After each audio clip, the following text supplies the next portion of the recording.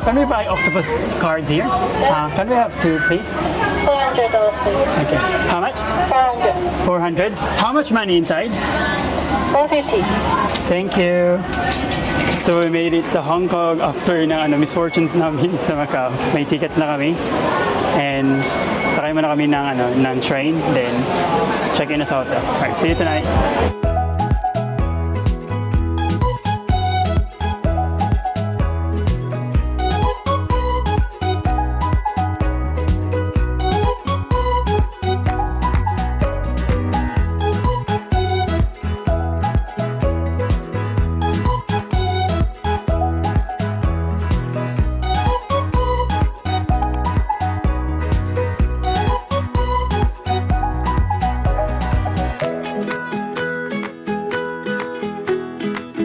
Hello! We're officially here sa Hong Kong. Naka-check-in na kami. Medyo late na kami dumating. So, dito kami ngayon sa hotel, Penta Hotel. To be honest, hindi siya ideal. Especially if first time ka sa Hong Kong. Malayo siya sa tourist attractions. Yung Avenue of Stars. But, pinili namin to kasi nung sinearch namin, medyo spacious siya na area. Malaki ang bed kasi considering sa Hong Kong, di ba? Anyway, iiwan na namin yung things namin tapos pupunta na kami ng Avenue of Stars. Yun yung activity namin. Kasi yun yung Symphony of Lights, yung, parang, yung parang light show.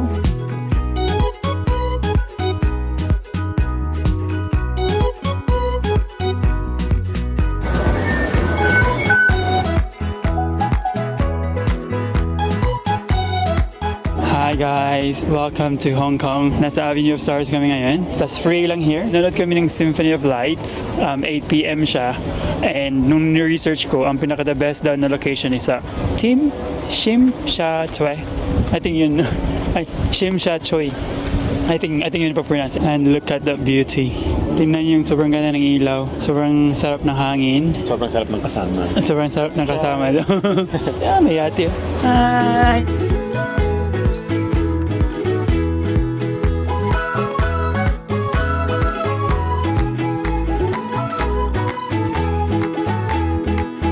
Here na kami sa Shim Sha Tsui. As usual, always kong sinasabi, ang daming tao here, ang daming turista. But turista din kami. And I think in 30 minutes magsa-start na ata ang Symphony of Lights. Alright, so enjoy guys!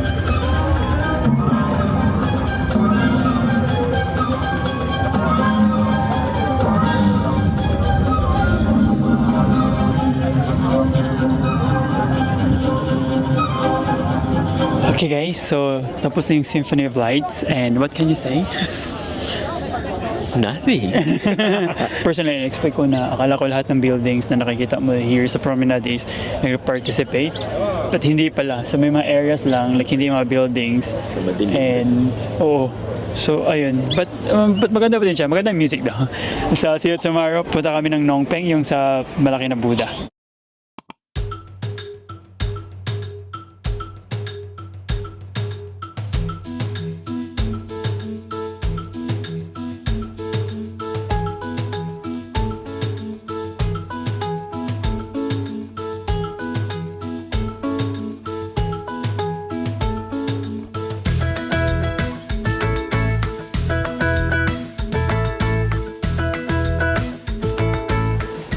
Morning! It's our officially first day here sa Hong Kong and today pupunta kami ng Ngong Peng, yung Big Buddha daw na? Yeah. Yes, and so one way lang yung cable car na na-book namin from Klook and from there magbabas kami punta sa sa Tai O Fishing Village, then night market for a dinner. So DIY everything, magbabas kami from there. Alright, see ya!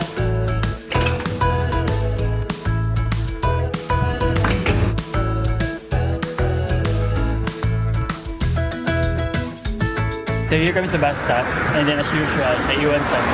Kasi yung frequency niya, since weekend, every 30 minutes. So.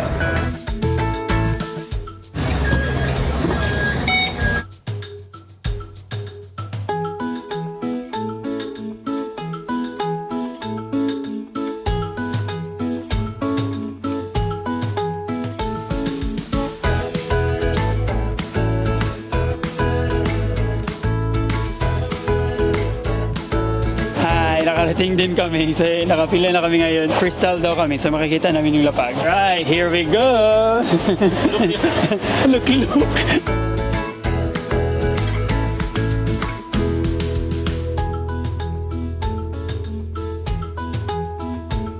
So here kami sa cable car na. Actually, hindi siya nakakatakot as I expected. Kasi hindi siya maalog, tapos hindi siya windy. So, good experience siya. Kasi first time ko matry. Ang ganda ng view. Ang daming cable cars. Nakikita mo yung view ng Hong Kong. I would say, very perfect ang weather ngayon. I think approaching na kami sa end. So, makikita na namin ang Buddha.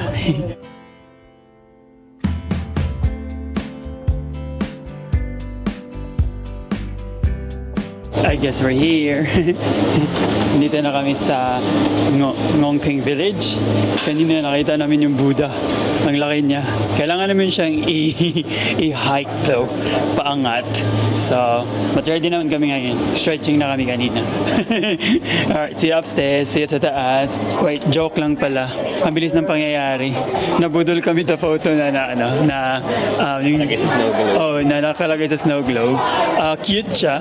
Kasi nga, di ba usually pag nakasakay ng cable car, pinipicturean kayo. So, nilagay sa snow globe. Tapos ang price is 390 daw na. 310. 310 pala, 310. So, kaya nabudol kami. So, yun, mag-lunch muna kami. Ay, brunch pala.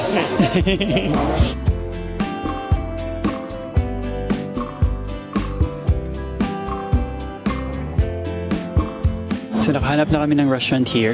Very expensive siya. I think average mga 1,000 pesos siya ang per meal. I think ito yung normal here na prices. Wala may convenience store here. Tubig lang gusto ko. Mahal talaga siya. Hindi na kami order ng drinks, maghanap lang kami ng tubig. So here na yung pagkain namin and you be the judge. Worth it ba siya na 1,000 pesos? I think worth it naman siguro.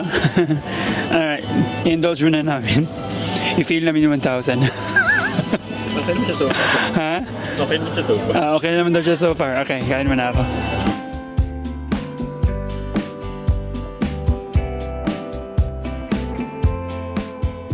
You okay? How's the food? It was very good, even though it's expensive. Oh, yes, yun narinig yan.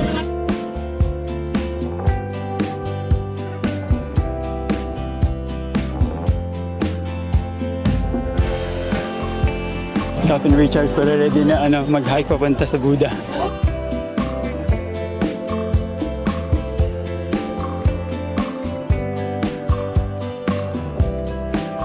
Nag-start na kami mag-ascend papunta sa Buddha.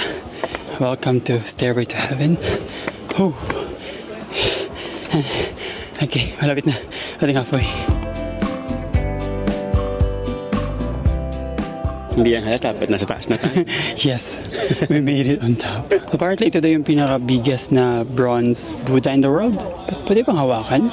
Hindi ka makakakit. Oh my God. Pwede pa lang pumasok sa loob. Oo. But bawal mag-video and photo like on the way sa paakyat. But tingnan nyo. Doon kami. Nasa left tayo na tayo. Nasa left side na tayo ni Chan Chan Buddha. Oh my God, amazing. Tingnan nyo.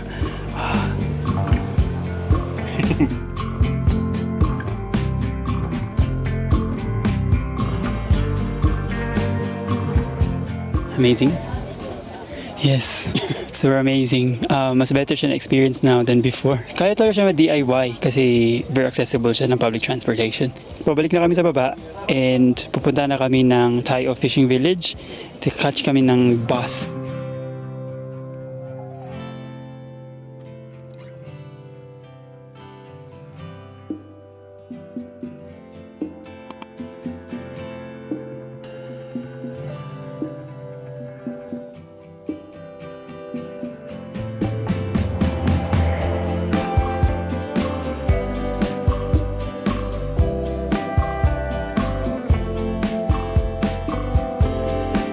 So here kami sa bus and yes, may AC.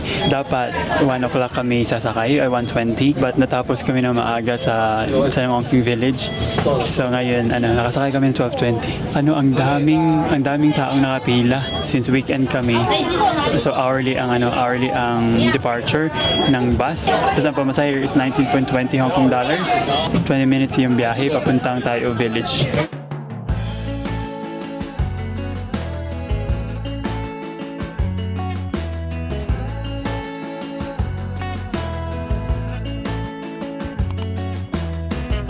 dumating na kami finally sa tayo. We made it. Very seamless na yung travel. Mga 20 minutes siya or less. Nasa likod namin yung yung parang gallery na museum. Tapos pumasok kami here. Nakita namin yung mga money before.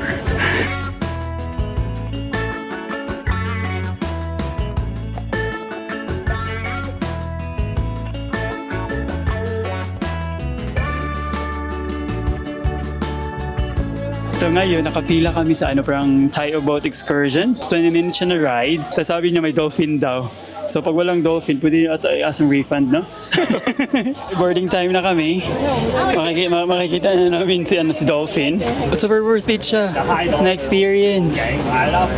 Oo, nakikita mo yung mga bahay nila here. Wow.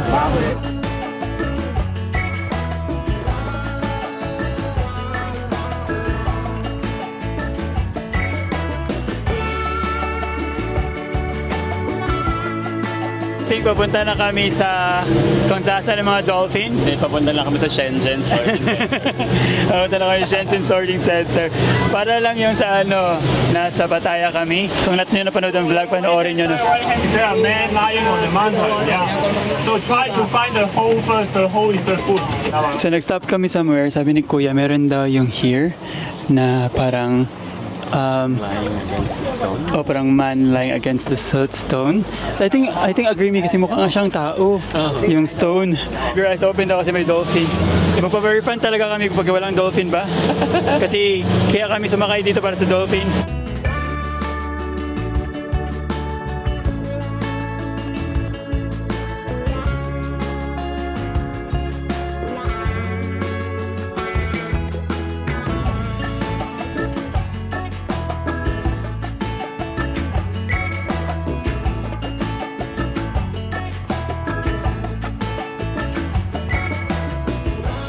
I think ito yung best na 50 Hong Kong dollars na spend namin.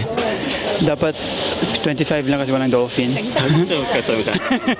Magreklamo kay ate na walang dolphin. Walang dolphin. Yeah.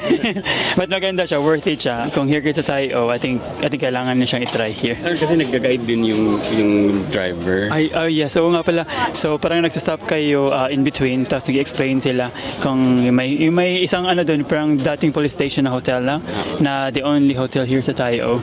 Pag here ka sa Hong Kong, ating kailangan i-visit here ang fishing village na to. Kasi madali lang siya yung DIY, tapos worth it siya puntahan.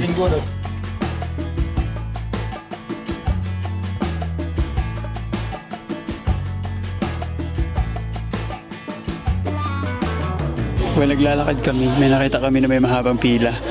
And nakita namin parang sa Tayo Bakery. And nagbibenta sila ng ice cream donut combo. So may pistachio and may peanut. I think mukhang masarap kasi ang daming pumipila. I think yung 3 pieces is 28 Hong Kong dollars. Okay. Sheshe, thank you. Igas ng ice cream. Ba't ba yung ice cream? So kinuha namin yung one donut and one scoop and 30 Hong Kong dollars. Ano namin? Or very basic, kasi grabe yung pila. So Very eggy. very eggy daw. But Ba't yung egg tart? sikat siya sa baka siguro egg tart kasi sikat here sa egg tart eh. 好就係呢度啊！我幫你買衫 Sarap. Very soft ang donut. 啦，今日冇見，我冇做奶上嚟都。 Pero okay lang siya for 30 Hong Kong dollars.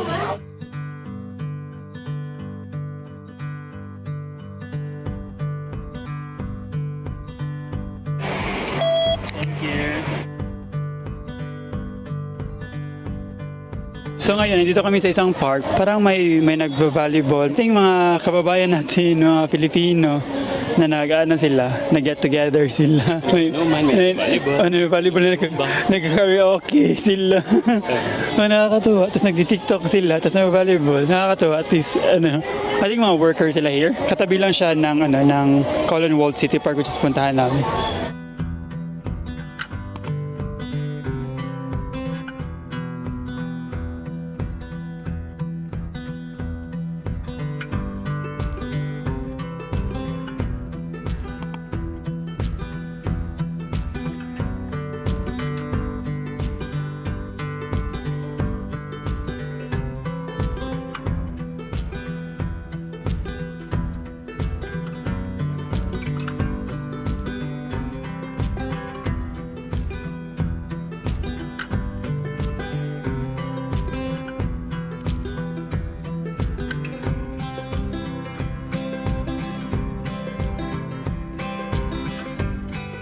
after a long bus ride, andito na kami, papunta na kami sa Temple Street Night Market.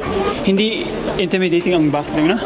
Kasi maraming information. Maraming information, tapos easy lang siya i-understand, tapos usually merong English translation, and hindi din siya masyadong expensive. Ang binayaran namin usually, napansin namin pag nagtatap kami, is 6 to 7 Hong Kong dollars, so it's not bad and comfortable, tas double decker. Ating here na kami sa Temple Street. Okay, kakain na tayo.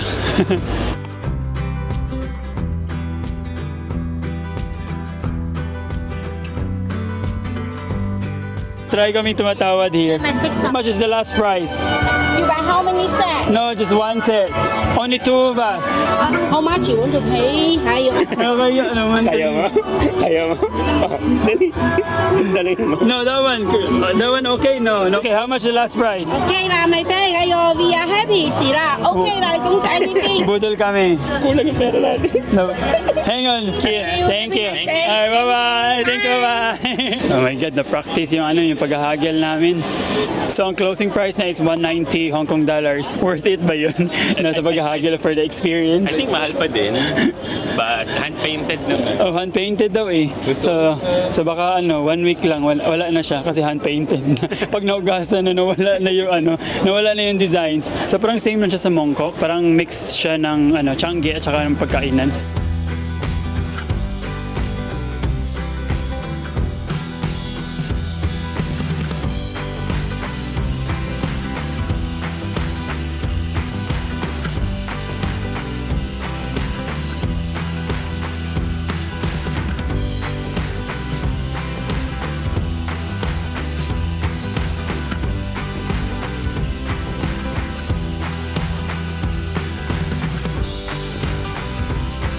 Sa end na kami ng Temple Street.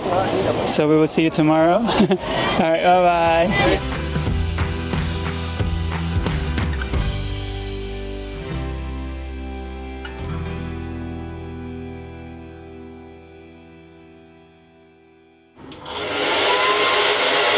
Hi, good morning. So it's another day and another day to explore Hong Kong. So activity namin today is papunta kami ngayon ng The Peak Victoria. Yung papunta ka sa peak ng bundok. So for now, nag-prepare na lang kami kasi punta kami dun sa Sham Shui Pui. So explore natin ang food scene ng Hong Kong. Kung meron. Kasi usually nahihiya kami. Anyway, see ya!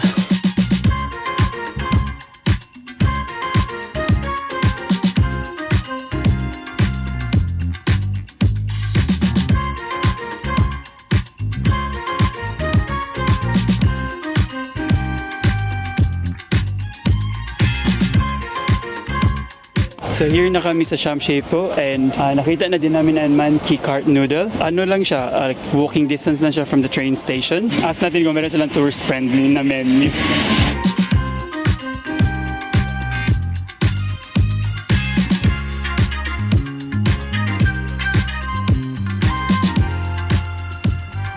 So naka-order na kami and tag-iisa kaming main, tapos nag-order kami ng side na dumplings and meron na ding drink yung in-order namin and everything is 133 Hong Kong dollars. So I think not bad siya. Matitikman natin kung masarap ba yung pagkain nila considering na 8 consecutive years na sila na Michelin restaurant. Wala siyang sabaw ng humba. Ang sweet siya na masarap. Ikaw lang. Same tayo. Same tayo na bro. Okay, indulge muna namin.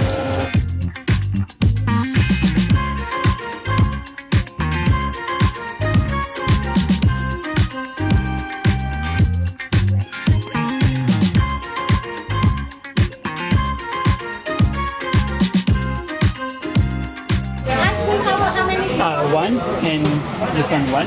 This one sold is sold out. Sold out? Huh? 快拿高是高。 Use food my brand. So tapos na kami dun sa noodle restaurant. So ngayon na dessert kami and another Michelin guide. First time namin ito try. Never pa namin natikman to. So wala na siya amoy. Tapos 15 Hong Kong dollars lang siya. And parang take away kasi super bilis. But nakaka-intimidate mag-order. Kasi pala silang galit. But anyway, parang mukhang masarap. Kasi parang may nag-order.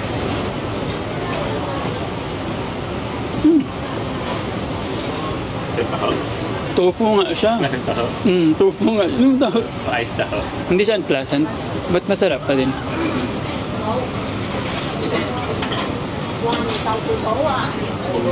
Bawiin ko pala yung sinabi ko. Masarap pala siya. Oh, masarap. 9 out of 10. -1 kasi maliit ang serving for 15 Hong Kong dollars. Nagbago yung opinion niya kasi sabi ko, I love it. So since hapon pa yung pumunta namin The Peak Victoria, mag-explore lang kami here. Let's see kung ano ba yung pwede namin makainan. But until then, see you sa The Peak.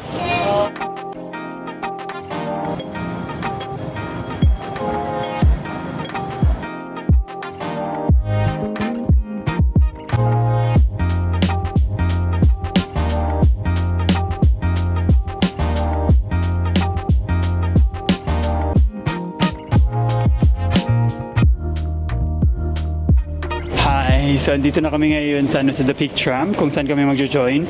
And sasakay ng tram papunta doon sa taas, doon sa peak. Naka-priority access kami. And basa ko sa Globe sa internet na mas better daw, worth it ang priority access.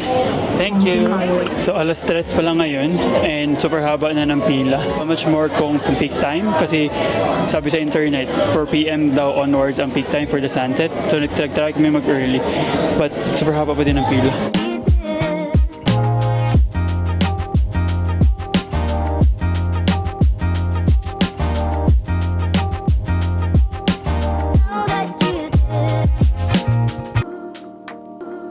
So naka-board na kami and I think mga 15 minutes din siguro. I think nice talaga ang Ruby Pass kasi imagine mo if normal ticket ka. I think significant ang time na antayin mo para papasukin ka tas para maka-board. So I think worth it ang Ruby Pass. Oh! Wow! Kailangan natin ng seatbelt dito kasi nakaka-lean forward ka. Nagsaslide yung pet mo.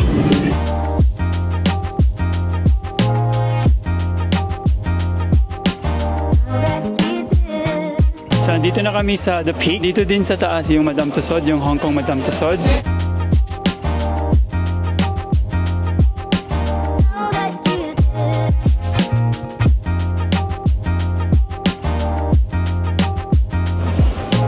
Uy! Ay, my God! Take 2. Hindi pa kami pumunta dun sa taas kasi medyo mainit pa. And may mga restaurants. Tas kanina nag-pizza kami. And ang mahal. Ano parang 48 Hong Kong dollars. It's very, very thin. Very thin ang pizza. But okay na lang. Papalipas gutom. Like 350 pesos? Oh, parang 50 pesos. Tapos, may nakita kaming, parang tea house, tea shop. Tapos, meron silang egg tart. Tapos, trinayin namin. Tapos, 45 Hong Kong dollars. Ah? Sorry? Yes po ate. Base experience namin here. Every time kung saan kami pupunta, pamahal ng tubig. So ito, yung pinakamura na binili niya. Ano ito? 1650. Oh, 1650 for ilang meals lang. Over 500 meals. Super expensive ng water. But I think Tubig nila. But sabi dito, from the French oh, ay siguro mahal siya kasi from the French volcano. Ito na yung pinakamura. Oh, yan na yung pinakamura. Akit na kami sa taas, tapos punta kami dun sa Maylok Experience. Para siyang ating ginawa na parang store, tapos may mga background. Actually, not ko na kung ano experience ko, but try namin ikot-ikot muna bago kami akas sa taas for the sunset.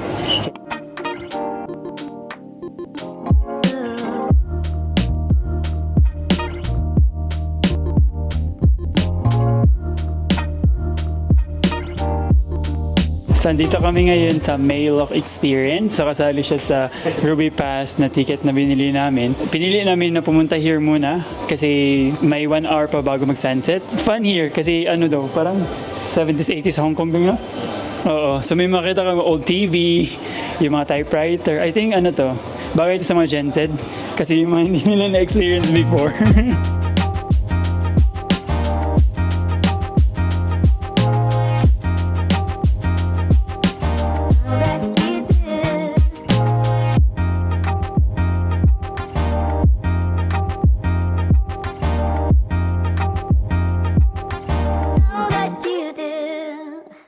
So ngayon pipili na kami papunta talaga, sure na talaga sa Sky Terrace 428. Yung Maylok Experience, it's a must do ba? I don't think so. But nice siya for experience.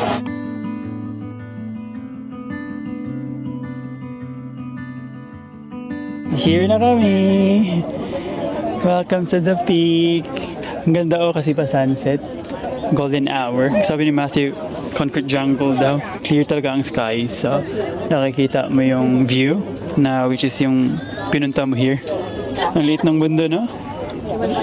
Akala natin umiikot sa atin ng mundo. Okay, enjoy guys!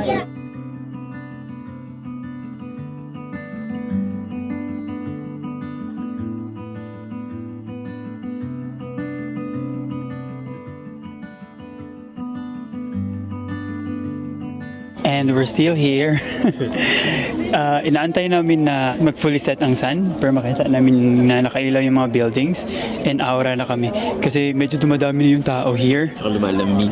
Tas lumalamig na din, mahangin. If pupunta kayo here, I think mas maganda nga na medyo early kayo para makakuha kayo ng maganda na photos na like, hindi pa masyado madilim yung golden hour.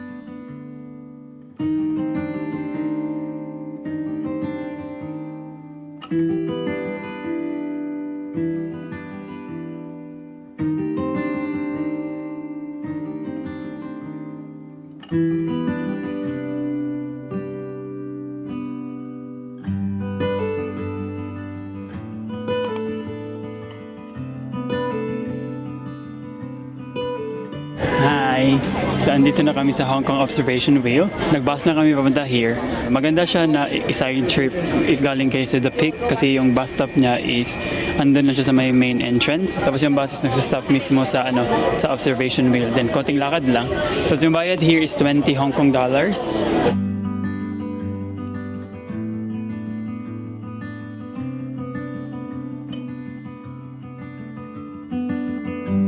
So here na kami. So far, nakadalawang ikot na kami. So worth it naman. Kahit na fog yung may fog yung glass. Kasi ating malamig na. Tapos humihinga kami dito sa loob. Nice siya pang rest ng paa. Tapos while nakikita mo yung buildings ng Hong Kong na nakailaw.